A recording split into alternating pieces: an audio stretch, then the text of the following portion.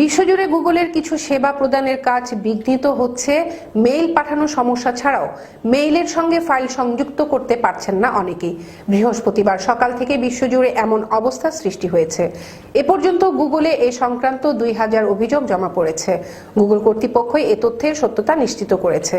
প্রযুক্তি site TechCrunch জানিয়েছে, দক্ষিণ এশিয়া, যুক্তরাষ্ট্র, জাপান ও অস্ট্রেলিয়া থেকে ইন্টারনেট ব্যবহারকারীরা গুগলের বিভিন্ন সেবা ব্যবহার করতে পারছেন না।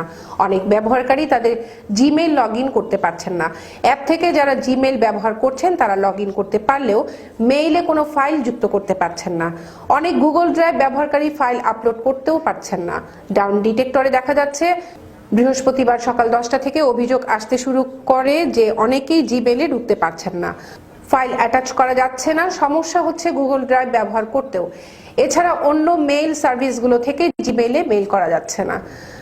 গুগলের স্ট্যাটাস ড্যাশবোর্ডে জানানো হয়েছে, জিমেইল ছাড়াও গুগলের Drive, Docs, Meet, Groups, Chat Keep এবং ভয়েস সেবায়ও নানা ধরনের বিঘ্নতা দেখা দিচ্ছে।